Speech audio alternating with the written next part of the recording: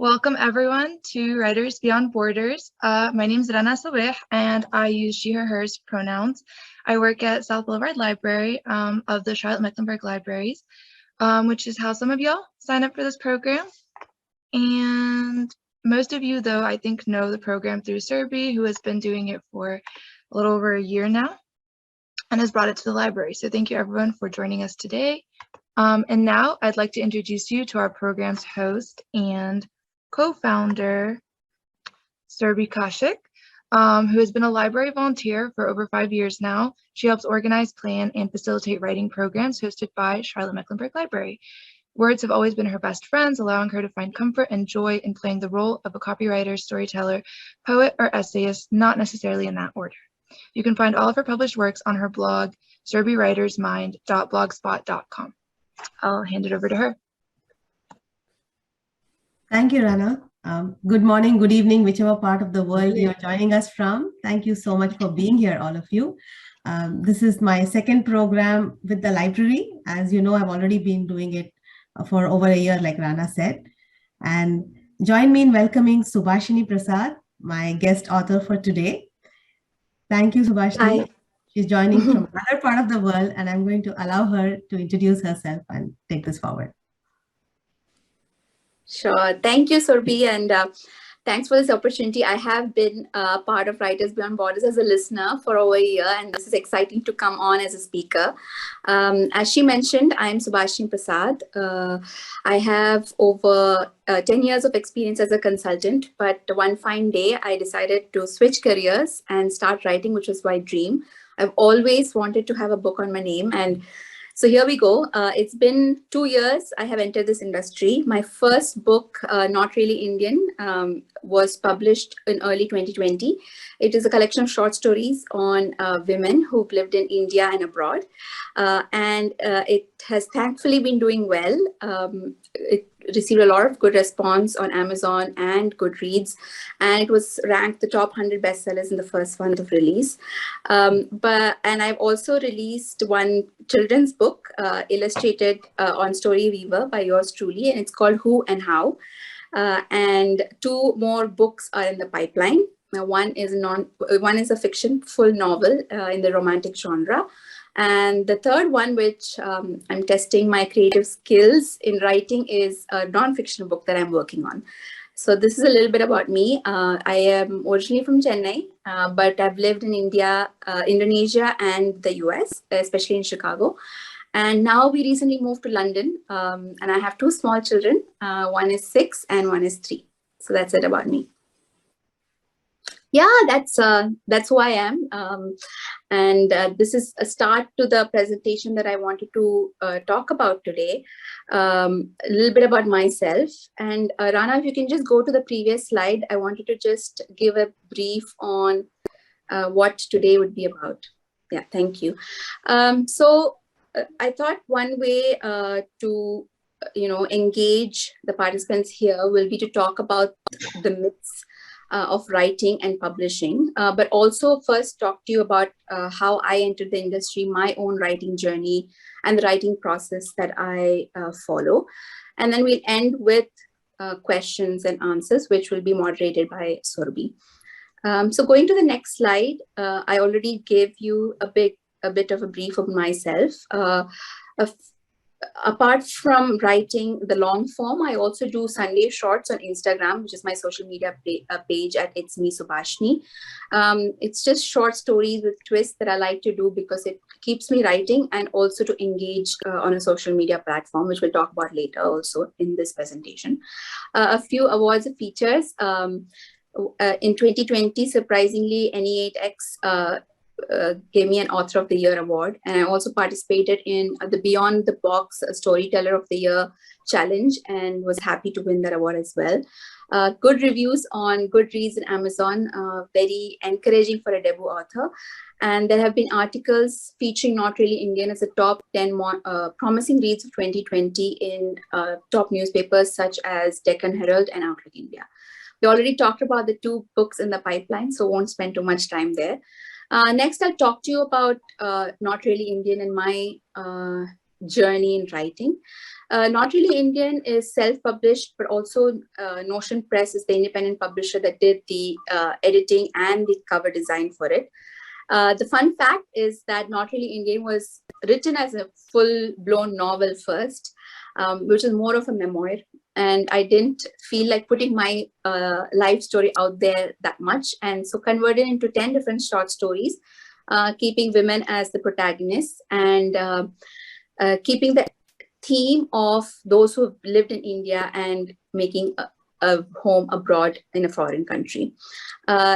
So it was featured in Delhi Book Fair and Kochi Book Fair as well. And that was my first interaction with readers, a very interesting experience because I got to, not only live the part of the glamorous part of signing copies for readers, but also to know who my target audience are. Because when your book is positioned in a bookshelf, you find out who is actually attracted to the cover, who is actually reading the blurb or the first chapter and picking up the book.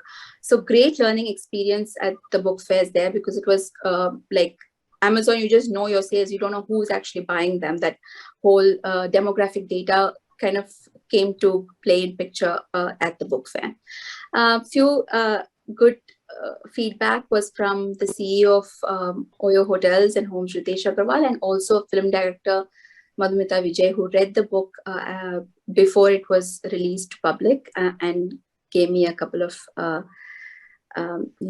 dialogues to start with and put on the cover of the book. The next slide will talk about how I write. So my writing process, I call it as finding the flow, which means that what it means to me is actually I spend a lot of time planning. So for example, for my second novel, which Serbi was a beta reader for, I spent a lot of time planning. I have an Excel sheet with the list of characters, what each, like when they were born, how they look, what their personality means, what their relations are. Because one thing as a reader that I really don't appreciate from a writer is contradictions. And I didn't want to do that throughout my story flow and plot. So once I plan and finish it, I find the flow. I sit in a place without any distraction and just write. It might not be the best of my writing, but I just write. I try to find the flow in the momentum of what I write. So that's how I would summarize my writing process. I take time for the ideas and keep jotting it down. I do carry a tiny notebook everywhere I go. The second book that I wrote takes a lot of inspiration from Gurgaon, where I lived for the last 7 years. And I did keep a notebook everywhere when I was driving or taking the metro train, because I take a lot of inspiration from characters in real life by their mannerisms or how they interact with others. And I believe that really brings characters to life in a novel as well. The only requirement I have when writing is to sit in a place with no distractions, because if you are in a flow and you have distractions or break it, it's very difficult to get back to the flow. And then, like I mentioned, I write till I stop. But I don't have any strict schedules. I'm not a John Grisham who wakes up at 4 a.m. or a Murakami who, I would love to go into some Japanese mountain or hill station and do it. But no, that's not the schedule. It's just when I find the time and without distraction, I write. The next slide talks about the organized bits. I think in the previous sessions, when I have done to talk to book clubs or online reader groups, many mentioned that this really helped them when they talk about their writing process, is to first, when you start writing a book or you have a story or plot idea, you start with a one-line summary. Because if you have a one-line summary, even if you have a 60,000, 70,000 word book, you can always go back to that one-line summary and say that, is this what my book about? Is this what my book is about? Is it achieving what I started to do? And this will work even if it's fiction or if it's nonfiction. Second, expand it. So one line becomes a one-page summary of the book, because the one-page summary can easily be used for you to pitch to publishers. It can be converted into a blurb when you enter contests to pitch your manuscript. So it proves very handy. And then next is outline of the book, chapter by chapter. So this is your own internal. You can just name the chapter, 2 lines that say what you want to cover in the chapter. It doesn't have to be well written. It can just be bullet points. And it's character sketch. I believe this is really, really, really important to an author, because you evoke emotions out of your characters, is what I believe in. So the way your character arc, and I will talk more about this when we talk about breaking myths, is how an agent reviews your manuscript or a publisher reviews your manuscript. They see your characterizations, the descriptions, and the character arc. So you can't just have someone angry throughout. You can't just have someone a villain throughout. You have to have redeeming factors, because that's reality. You can't, have it cannot be polarized. So character sketch is very important, and of course consistency. You can't say in your first chapter that he is your main character is 6 foot tall, and then later in the 9th chapter say that he couldn't reach the top of the cupboard. It doesn't make sense. A reader will catch it. Twists, plots, and subplots is also something you can write down, and also alternative endings is something that you can list. List of quirks and themes to cover. You can keep that as a list that you capture in everyday life, or something that you can keep a note of and add as comments in your manuscript. The unorganized bits, which is on the next slide. Yeah, so the unorganized bits is the writing style. You don't have to keep a consistent writing style. Change it up a little bit. Write in first person, write in third person, or start with a flashback. Go back and forth. It's exciting for you and for anybody who is reading. It makes a novel more readable. The place I write in doesn't matter, as long as it's no distraction. I have written in many places. I think the strangest one would be I have written under my kids' study table, because they couldn't find me there, and I just had to finish the ending of a last chapter, and I've done that too. Medium of writing, sometimes I think for kids' books, shorter mediums, it does help to write in hand.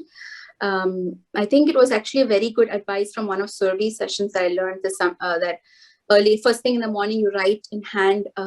It helps, at least pouring your thoughts out with pure honesty. So it doesn't have to be just in front of a laptop. How long I write for doesn't matter. It's because of the flow. Sometimes it's just a 10-minute write. Sometimes it's 2 or 3 hours at a stretch, or maybe more. Genre of writing. So this is something that I'm challenging myself as well. My first one was a list of short stories that was published. Second is a novel, which is a romance genre. The third one is nonfiction. So I do want to challenge myself in all genres of writing. The thumb rule for me is no distractions, and I don't write for others, which has been a learning over time, and a variety of sentences, which also goes back to the writing style, which is unorganized. It doesn't have to be a theme. I mean, it doesn't have to be overly consistent, is what I follow. So coming to the juicy part of today's, which is the next slide. Breaking myths about publishing.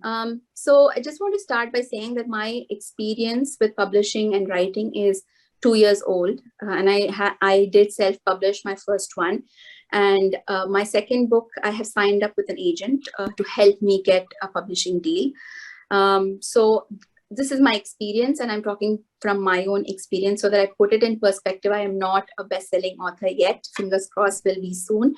And I've not been in this industry too long that I can't call myself an expert. So please do take this as from someone who has just entered the industry, but has tried to learn on the way. So number one is publishers consider only quality of writing and stories. So this is false. Writing style matters, but they see the entire package, because last session I had was with the commissioning editor of Penguin, and she commissions nonfiction. And she did mention that they see everything. They see the author potential, author brand, which is, do you have a blog? Do you have a website? What is your social media interaction? How many followers you have? All that. And they also see your past, your network, which is even, it doesn't matter if you have 10 years of consulting and you have gotten into writing. Can you use your network in consulting or banking, or I don't know, in your science job, to bring contacts to this industry who can talk, can launch you, maybe who can, talk about your book or talk about your writing, profits. That's important. That is tied in with presence on social media. I know, but it's important. I don't think we can sign it off as authors. Now, why it's important is the good part is it helps you network. I think Serbi and I became friends when she pinged me on Facebook a couple of years back. So, you use it to network, but you also use it to bring an audience for your writing. So don't make your social media page, that is, if you want to be serious about writing, don't make it about pictures and puppies and kittens. It can be a small part of your page, but make it about stories, make it about experiences. Maybe you want to link it to a blog or link it to a marketing article that had come about your book. So that's important. It cannot be written off. Publishers don't do marketing. This is a big false. One of the best tips I've gotten from an author who's also a good friend now is he told me that, put in the smallest budget for writing and editing, but the biggest budget for marketing. It is a huge part of what publishers do because it is an industry at the end of the day, and they have to do marketing to sell your book. And they do rely on you a little bit as well to do your own branding and marketing. Self-publishing isn't real publishing. I think this is a bit of a gray area because there have been very successful authors who do self-publishing and then have become one of the most coveted authors whose stories have also been adapted into screen. It is real publishing because it actually teaches you about how to sell, who your target audience is, how your writing is received. So it is, once there is a copyright to your story and there is an ISBN to your book, it is out there. So I don't think anybody can belittle self-publishing, whether it's on Amazon Kindle or if you go through an independent publisher like Notion Press. Agents are a barrier. So this can go either way depending on the agent. So there are, in India, in the Indian context, agents also review your manuscript. So you can get rejected by an agent as well, even before you get rejected by the publisher. So agents review manuscripts and take them only when they are very good. But having said that, the agents have a different equation with the publisher, and you don't get 100% clarity into it. And I wish that was a bit more of an open conversation. I'll know more because I am working with an agent now. It's very good, some of it, and some of it is still I wish I knew what the publishers were getting back to him about my manuscript. Sixth one is an editor will fix my book's grammar problems. I wish I could stand up and scream and say false, because no, the manuscript should be free of grammar problems. At least the first 3 chapters that you're pitching to publishers, an editor will not fix your grammar problems. So an editor will do language edits, maybe, which is very fine tuning of the language, and a copy edit, which is, chapter 13 should have a different ending, or I think it'll be better if chapter 13 comes into place in chapter 7, or if they think that your character arc is too drastic. So it's kind of those really exciting literary conversations that you will have with your editor once you've signed on a publishing deal, but they will not be fixing grammar problems. I should write a book about myself. It will sell. So this is very common, right? When you go to dinner parties and they narrate some drastic skydiving adventure, or, their own love story of having heartbreaks and then finding the love of their life. And then it's very common to say, write a book about yourself. It'll be so interesting, but not really. Memoirs are only that sellable. I think it might not sell too well if it's just about yourself. Authors are not the main heroes of a bestseller. There is a team that goes into it, publishing, branding, marketing, the readers, media, everything.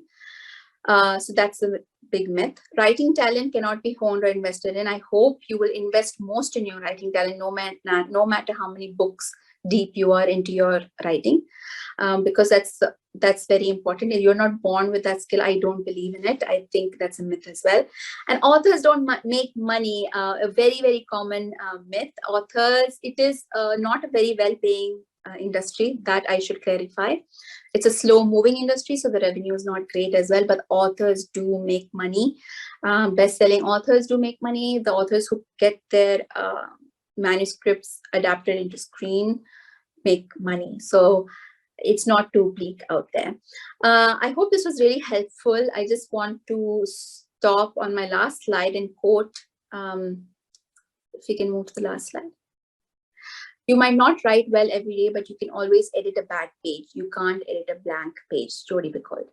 I just want to end on that note, and I hope this was useful and ready for any questions that you have. And you can always ping me on my social media handle, which is on the next page. It's it's me Subhashini on Instagram, and Not Really Indian 2019 on Facebook. That's it. Any questions? Happy to take it. I see one question in there.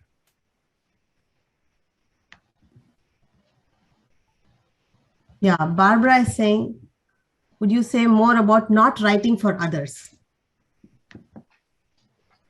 By that you mean talk more about it? Yeah, she wants you to elaborate and just explain it. Yeah, sure.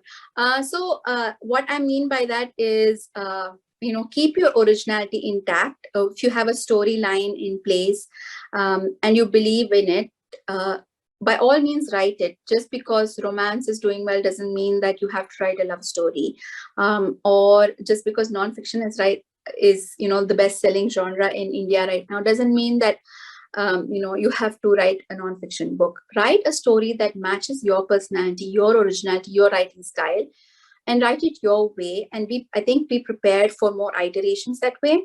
What I mean by writing for others is there are many instances where I have written or entered short story writing contests. And when I gave it for feedback to, a few group of readers before publishing it, many said that, change the ending. It might sell better, or but no, I don't agree with that. I think you bring a sense of a brand and originality to the story, and you should keep it intact. So that's what I mean by, not writing for others. On the flip side, once you write the story, figure out ways to brand yourself and market it, because sales is what will get you. So if you write, there will always be a target audience. Just identify that, right? And and then go after that target audience to get into marketing. For instance, if you know that you're writing a romance genre and it's not in a happy ending, don't be hesitant. Don't hesitate to go ahead and find the audience that would read that book. I think that's a better way than saying I should change the ending of the book just because it might sell better. And which will obviously, if you get a publishing deal, the publisher will guide you better on that. Thank you. Mm-hmm. Okay. So there's another question from Anamika. She says, do you write with a view to make a movie? No, not really. That's a very interesting question. No, I don't. I think if it is real enough and strange enough, you have a very good chance anyway of, and social message. I think these three seem to be the recipe these days for getting into production of a movie. But no, when I write a story, I don't think about it, oh, wow, it has a chance of converting into a movie. No. All right. Gladys is asking you to repeat the role of an editor. Sure. So the editors are of different types. You have a language editor, a copy editor, a commissioning editor. So they happen at stages. Your copy editing will take the most number of time, which is what I said in terms of they will judge your writing the plot, the character arc, how you are bringing in the characters' relationships, what events are triggering the changes in your story or your plot line, the climax scene. So that will involve your copy editing. Language edits will be towards the end, which is once your manuscript is fully written, you go back and forth. And then you go to language edits, which is, tweaking the minor sentence corrections, basically where it's too long, convoluted, confusing sentences, or it's only human if you had a few grammatical errors doing that. And also a trend in India right now is they really want to see use of regional languages. So editors are really going to love that. So if you have a character who is based out, say, the west of India, from Bombay, and you have someone who is all from the south, by all means put in Marathi and Tamil or Telugu dialogues in your manuscript, because they're going to love that. So language edit will also include that to make sure any Hindi phrases that you're using are appropriate and not out of place. And finally, actually, before all this is the commissioning editor, who you will be pitching to. And India is a great market that way, because you can just network with editors and request to send your full manuscript to them directly instead of going via an agent, which is the norm in UK and the US. So that's an advantage. You can always network with them and say, this is my story. You might get rejected, but that's okay. At least you have the opportunity to interact with them directly. So these are, the commissioning editor will tell you, yes, I like your work, let's take it on. And then it's the copy editing, language editing, and then it's final to cover, and the cover page happens simultaneously. It's final edit to go to printing. That's the process. Thank you. So the next question I see is from Sneh, and he's asking, is there a way to try and purposefully enter the writing flow? No, I think writing is also, reading is very important. Since this is a library presentation, I didn't say that because that's a given, right? You will be reading if you're a writer. But sometimes, so personally for me also, to break writer's block, I have never forced it. So I do other creative things. So I paint, or I do yoga, or I dance. I think it's some amount of creative energy will give it back. But the more you force it, the more I think the block remains. At least that's my experience. And second is, when you do face a writer's block, don't stop writing. Like I said in the last page, you can always edit a bad page, but you can't edit a blank page. So start small. Maybe you want to write a kid's book, or you want to write a poem. Change the form. So maybe when you're writing a full novel and you're stuck, you can write a poem, or you can write a simple 4-line haiku, or you can write something for your child or for your lover. So just change the form, maybe change into a 100-story, tiny tale, and then it will slowly pick up. But forcing it into a flow, I don't think will happen. You'll have to find other venues that work for you to get into that, and keep reading. Maybe change the format of the ones that you're reading. For example, when I was at book club last month, they picked up my book because almost everybody with the recent wave in India was going through a reading slump, and they said short stories was the best way for us to get back to reading. And it was great because there were 25 people in the book club, and all of them had picked up the book, and in some form, Kindle or not. And they were so happy because they were able to get back into reading, because a short story format means you can pick one with the first story and then read the 7th story, and then come back to it a month later and read the 5th story. It doesn't matter. You don't have to sit through and finish the book, right? So it's a great way to also get your flow into writing. Thank you for that. Okay, Linda asks, what are you currently reading?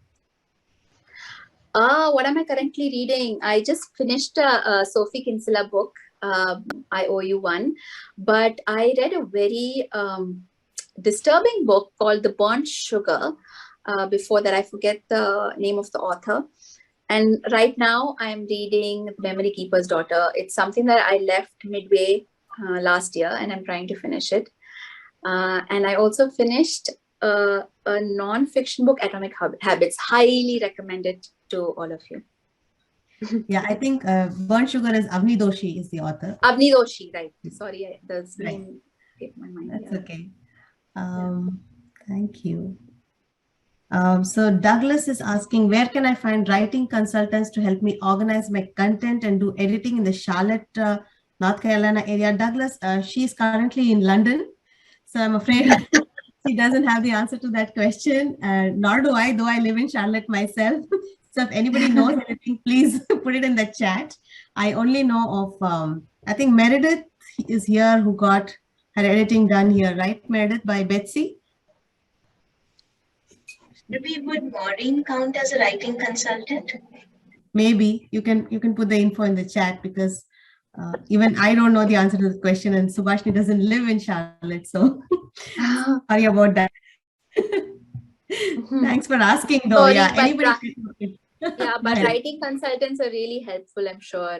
I haven't interacted with one either, just with editors, but I'm sure it'll be a great, investment in your writing. Okay. Anamika is asking, would it not impact your imagery and detailing? I guess she's connecting it with her other question about writing for movies. Oh, right. So Anamika, I think you're referring, please correct me if I'm wrong. So screenplay writing is very different from novel writing. So when you do pitch it to production houses, they will convert it into a screenplay, which is very to the point about what is placed where, how the scene is pictured. But so when you write, you might not have that specificities. So that's why I think it doesn't really make sense to write it for a movie, but use your own way of describing and character mapping to write the novel. So I think the format would be different. It would impact it if you are writing, thinking about only movies in your, If you're thinking about movies, then the way you would do it will also, I think, make it more dramatic. Which you might not want to do as a writer originally to start with. Unless you're a screenplay writer already. Yeah, exactly. Yeah. Yeah. Okay, let's move to the next question. Thank you guys for putting all the resources for Douglas. Thank you, appreciate it. Katja is asking, how do you approach your agent and what can an agent do for you?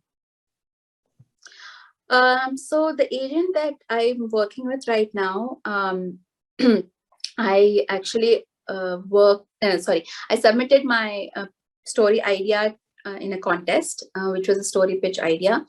And one of the awards for that was to get connected with the agent. And so that's how I got to know him. But I did my research. One is through secondary research, going through their websites. And like I said, most of them, one of the most famous ones is Kanishka, who is an agent, but most of the agents are very, very picky. So was this agent. So that's why it already was filtered through the contest in terms of the story idea and author brand and everything. So that's how I went through. But your secondary research, and I think always talk to authors. What I did was I attended a couple of creative writing workshops conducted by authors. So when I spoke to them, they said, for this genre, you can connect to this agent. For maybe one of their books didn't get picked up by a publisher and they had to go through an agent. They will, authors are really nice. They have seen the struggle. And they usually connect you to other authors or agents. They're pretty good at it. I think I was a bit too quick, to be honest, to choose my agent because I just got excited. I won the contest and I got his contact. But If I had to do it another way, I think choosing a more fit of an agent would be really good. I'm really happy with my interactions with my agent as well. It's just that, do your research, secondary research, and talk to other authors who will always help you.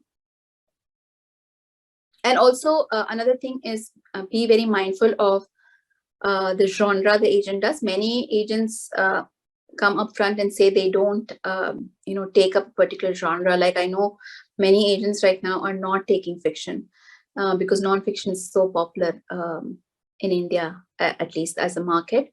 And publishers are also, with the industry post-corona, are focusing on nonfiction, regional stories and translations, and what's the third one?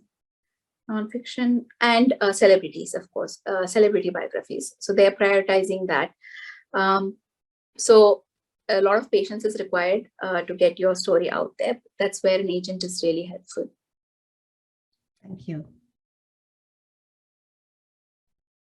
Radhika is saying, who are your favorite authors and books? Which one was the last book you said?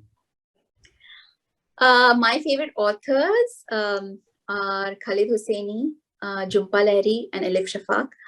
I think Elif Shafak is a recent favorite. I haven't read her latest, but 40 Rules of Love is really good. And I think it's one of the first books I recommended to you also, Serbi. So she's one of my all-time favorites. But recently I've been trying to challenge my reading style. So I just picked up my first Orhan Pamuk, and it's really good. So maybe there's a new favorite in there. Thank you. Okay. I don't see any other questions in here. Okay.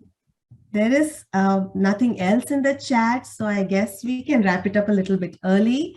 So if you have any other questions for her, we'll be sharing a thank you email. Rana will be sending you a thank you email with, the link to her book, which is her first debut novel, is already available in Charlotte Mecklenburg Library. It's called Not Really Indian. The link to borrow the book will be there, and you can also purchase it on Amazon. I can put that as well. There will be the group picture in your email. Please share it if you want to. You don't have to. If you feel like you can. If you are not on my mailing list or the library mailing list already, and you would like to get more information about our programs, please directly message Rana on this Zoom call itself, and then she can put you on the mailing list, and you'll get all the information about our future guests as well. So next month, my guest is Joe Garrick. He is local. He's from Charlotte, North Carolina. He's a children's author. And the program date is, again, the third Wednesday, which is 16th again, 16th March, same time. So Joe Garrick will be here talking about whatever he wants to talk about with his writing process and writing journey and all of that. So that's all I have for you guys. Thank you so much for joining us today. Thank you. Appreciate it. Have a good week. Thank you so much, everyone. Have a great rest of the week. Thanks. Thank you, Subhashini. Thank you, Serbi. Thanks, everyone, for joining us.